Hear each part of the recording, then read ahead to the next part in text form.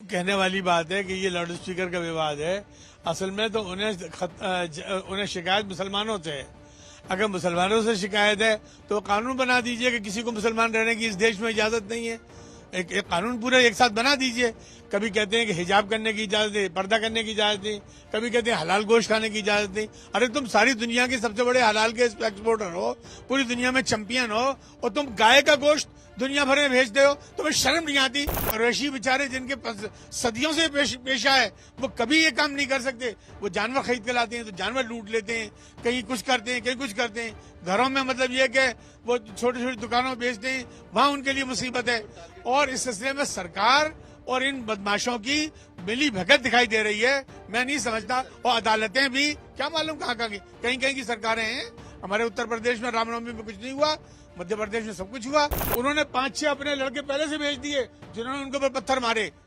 उन्होंने अपने ही लड़के भेज दिए और पत्थर मारे, और पत्थर के जवाब में गोलियां मारी, और उसके बाद आपने उठा के बुलडोजर चला दिया और आपने उठा के वहां से वो कर डाला। ये जुल्म है, ये नाइंसाफी है। जब हद से बढ़ेगा और कुछ नौजवान बच्चे, अगर 50-100 बच्चे भी गलत रास्ते पर चले गए, जिनको हम पकड़ पकड़ कर रोक रहे हैं, तो आप यकीन मानिएगा जो आराम से और चैन से और इत्मीनान से बैठे हुए हैं और हिंदुस्तान को लूट रहे हैं और हिंदुस्तान की दौलत को लूट लूट के बाहर ले जा रहे हैं, सरकारों में, गैर सरकारों में बैठे हुए हैं और धोखे दे दे के, आवाम को धोखे दे दे के सरकारों में आ रहे हैं, इन सब का चैन और इन सब का सुकून गारत हो जाएगा। हमारे साथ हैं मुफ्ती जाहिद अली खान। सर, अलीगढ़ से आपका वास्ता है, अलीगढ़ मुस्लिम यूनिवर्सिटी से आपका वास्ता रहा है।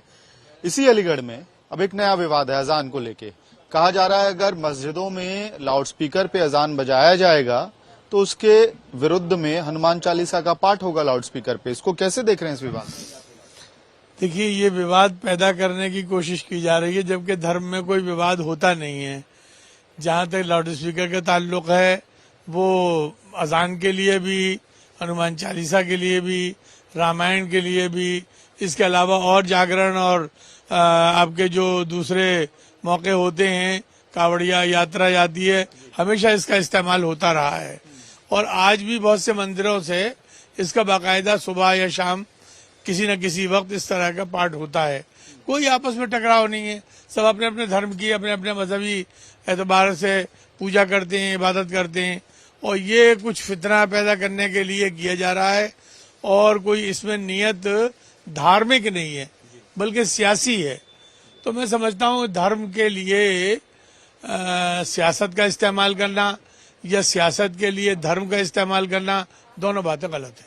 सर, एक सवाल ये भी है कि जो संगठन समूह ये कह रहा है कि हनुमान चालीसा बजाएंगे अजान के विरुद्ध में, वो ये भी मांग कर रहा है कि तमाम जो मस्जिद हैं अलीगढ़ में उनसे लाउडस्पीकर हटा दिए जाएं, क्योंकि उसकी वजह से दिक्कत होती है। और अगर नहीं होता है तो 21 स्थानों पे, प्रमुख स्थानों पे लगातार पाठ होगा वहां पे हनुमान चालीसा का। देखिए, मैंने मालूमात की अपने मेरा हिंदू धर्म के जो मजहबी हमारे धर्म के जो लोग हैं उनसे मेरी बात होती रहती है। उन्होंने कहा हमें कोई दिक्कत नहीं है, अजान से हमें कोई दिक्कत नहीं है। भगवान का नाम किसी भी तरह से आप लेते हैं, हमें खुशी होती है। आप अल्लाह कहते हैं, हम ईश्वर कहते हैं, कोई वाहेगुरु कहता है, कोई गॉड कहता है, कोई और कहता है। तो जो धार्मिक लोग हैं हिंदू धर्म में, उनमें किसी को कोई दिक्कत नहीं है। ये कुछ सियासी लोग हैं कि जिन्होंने इसको धर्म के तौर पर इस्तेमाल करने की कोशिश की है, और ये धर्म को फसाद के लिए इस्तेमाल कर रहे हैं, झगड़े के लिए इस्तेमाल कर रहे हैं, पार्टी बंदी के लिए इस्तेमाल कर रहे हैं, और देश को हमेशा इससे नुकसान पहुंचा है। लेकिन मुफ्ती साहब, ये भी आरोप लग रहा है कि डेसिबल्स का ध्यान नहीं रखा जाता है, बहुत ऊंची आवाज पे लाउडस्पीकर्स को बजाया जाता है। तो ऐसे में आप क्या कहेंगे? वो बात सही है। अगर डेसिबल का ख्याल नहीं किया जाता तो ये हर थाने के अंदर असल में इजाजत लेकर बाकायदा बजाया जा रहा है, और उसमें उनसे दस्तखत कराए गए हैं कि इतने डेसिबल का आप ख्याल रखेंगे।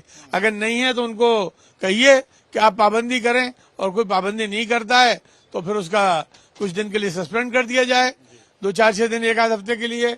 अगर वो पाबंदी न करे तब, वरना वार्निंग दी जाए और ये कहा जाए कि जितने डिसेबल के लिए सरकार ने, सुप्रीम कोर्ट ने इजाजत दी है, उसके मुताबिक आप कीजिए, और उसका करना चाहिए। ये बात ठीक है। लेकिन अगर इस तरह से पब्लिक प्लेसेस में कुछ संगठन बजाना शुरू करते हैं हनुमान चालीसा अजान के विरुद्ध में, तो मुस्लिम समुदाय की तरफ से क्या रेस्पॉन्स है? हम लोग इसको ये जानते हैं, ये समझते हैं कि ये काम सरकार का है। मुस्लिम समुदाय का ये काम नहीं है। वो लोग शर और फसाद के लिए, झगड़े के लिए, हालात खराब करने के लिए और लोगों में गोया अशांति पैदा करने के लिए काम कर रहे हैं। तो सरकार को इस सिलसिले में समझदारी से काम लेना चाहिए। और हमारे यहाँ के अलीगढ़ के एडमिनिस्ट्रेशन ने आज तक, इस वक्त जब तक मैं बात कर रहा हूँ, बड़ी समझदारी से काम किया है और मुझे उम्मीद है कि आगे भी ऐसी करते रहेंगे। आखिरी सवाल सर, क्योंकि लगातार अजान और लाउडस्पीकर को लेके विवाद चलता ही रहता है और इस वक्त एक सीरीज सा बन गया है, पहले कर्नाटक, महाराष्ट्र, अब अलीगढ़ से लेके वाराणसी तक। तो क्या ऐसे में दोबारा रिव्यू करने की जरूरत है कि लाउडस्पीकर्स का इस्तेमाल नहीं किया जाए या बहुत कम वॉल्यूम वाले जो ऑडियो इक्विपमेंट्स हैं उसका इस्तेमाल किया जाए? देखिए, ये सब कहने वाली बात है कि ये लाउड स्पीकर का विवाद है। असल में तो उन्हें शिकायत मुसलमानों से है। अगर मुसलमानों से शिकायत है तो कानून बना दीजिए कि किसी को मुसलमान रहने की इस देश में इजाजत नहीं है। एक कानून पूरा एक साथ बना दीजिए। कभी कहते हैं कि हिजाब करने की इजाजत है, पर्दा करने की इजाजत नहीं, कभी कहते हैं हलाल गोश्त खाने की इजाजत नहीं। अरे तुम सारी दुनिया के सबसे बड़े हलाल के एक्सपोर्टर हो, पूरी दुनिया में चैंपियन हो और तुम गाय का गोश्त दुनिया भर में भेजते हो। तुम्हें शर्म नहीं आती? तुम दुनिया में गाय का गोश्त भेज रहे हो और गाय का गोश्त बेच के अपनी तिजोरियां भर रहे हो। और उसके अंदर जितनी बड़ी कंपनियां हैं वो लोग हैं जो ज्यादातर जैनी हैं। इसके अलावा बाज कंपनियां जो हैं वो अपने को हिंदू कहते हैं। इसमें शायद ही कोई एक आध मुसलमान कंपनी हो। सारे के सारे जो विवाद पैदा करने की बातें हो रही हैं, ये धोखे वाली बातें हैं। ये बेचारे गरीब मजदूर जो अपने रोजाना 200-400 रुपए पैदा कर लेते हैं, उनके लिए तो गला घूटो वाली सख्ती है। वो करेशी बेचारे जिनके सदियों से पेशा है, वो कभी ये काम नहीं कर सकते। वो जानवर खरीद के लाते हैं तो जानवर लूट लेते हैं, कहीं कुछ करते हैं, कहीं कुछ करते हैं। घरों में मतलब ये कि वो छोटी छोटी दुकानों बेचते हैं, वहां उनके लिए मुसीबत है। और इस सिलसिले में सरकार और इन बदमाशों की मिली भगत दिखाई दे रही है। मैं नहीं समझता। और अदालतें भी क्या मालूम कहाँ की, कहीं कहीं की सरकारें हैं। हमारे उत्तर प्रदेश में रामनवमी में कुछ नहीं हुआ, मध्य प्रदेश में सब कुछ हुआ। मुस्लिम महलों में पुलिस वालों का बयान मौजूद है। हमने कहा कि मुस्लिम महल्ले में नहीं जाएगी, उनका साहब जाएगी। हमने कहा तंग गलियों में जाएगी। उन्होंने 5-6 अपने लड़के पहले से भेज दिए जिन्होंने उनके ऊपर पत्थर मारे। उन्होंने अपने ही लड़के भेज दिए और उन्होंने पत्थर मारे, उन्होंने पत्थर के जवाब में गोलियां मारी और उसके बाद आपने उठा के बुलडोजर चला दिया और आपने उठा के वहां से वो कर डाला। ये जुल्म है, ये नाइंसाफी है जब हद से बढ़ेगा।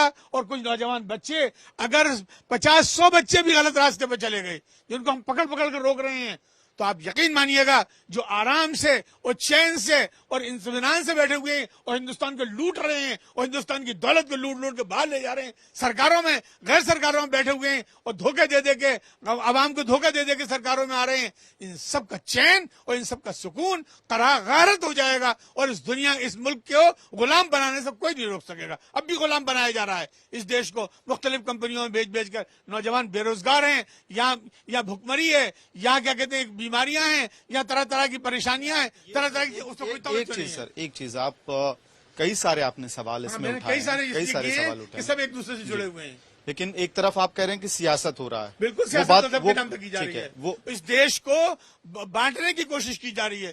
ये दुश्मन जो हमारे देश के हैं वो इनसे काम ले रहे हैं और इस काम को कर रहे हैं। हमारे हिंदुस्तान के अवाम को समझदारी का मुजाहरा करना चाहिए। अगर नहीं समझेंगे तो जो चैन और सुकून से बैठे हुए हैं उनका चैन सुकून मारा जाएगा। हम तो गम, मुसीबत, तकलीफ और परेशानी में और दहशत में हर हाल में रहते हैं। हमारी बहनें, हमारी बेटियां, हमारी माएं, हमारी बीवियां ये कहती हैं कि घर गए हो, लौट के आ गए, अल्लाह तेरा शुक्र है। लौट के नहीं आए तो अल्लाह हाफिज है, पता नहीं क्या हुआ होगा, पता नहीं क्या हुआ होगा। इस तरह के हालात पूरे मुल्क में पैदा हो जाएंगे।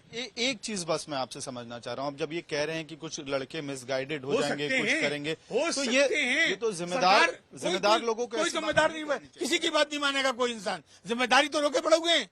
ये जो आज तक 50,000 फसाद में मुसलमानों का कत्लेआम हो गया, उनकी इंडस्ट्रीज तबाह हो गई, उनकी आबादियां बर्बाद हो गई, अब बुलडोजर लगा लगा के बर्बाद किया जा रहा है, उनकी दुकानें निशाना बनाकर किए जाती हैं, जलाई जाती हैं, उनको टारगेट करके कत्ल किया जाता है। कब तक हम बच्चों को रोक पाएंगे? हमें यकीन नहीं है। हम कोशिश कर रहे हैं, हम कॉन्स्टिट्यूशन के पाबंद हैं और कॉन्स्टिट्यूशन के पाबंद रहना चाहते हैं, अपने नौजवानों को चाहते हैं कि कॉन्स्टिट्यूशन के पाबंद रहें।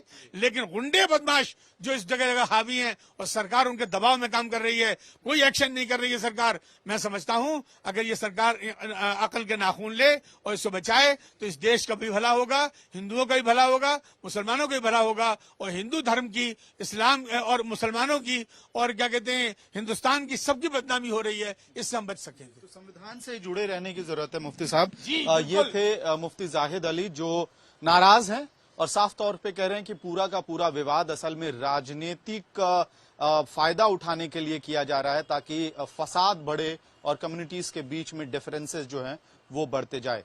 वीडियो जर्नलिस्ट सचिन चंडोक के साथ मैं अमित भारद्वाज, अलीगढ़।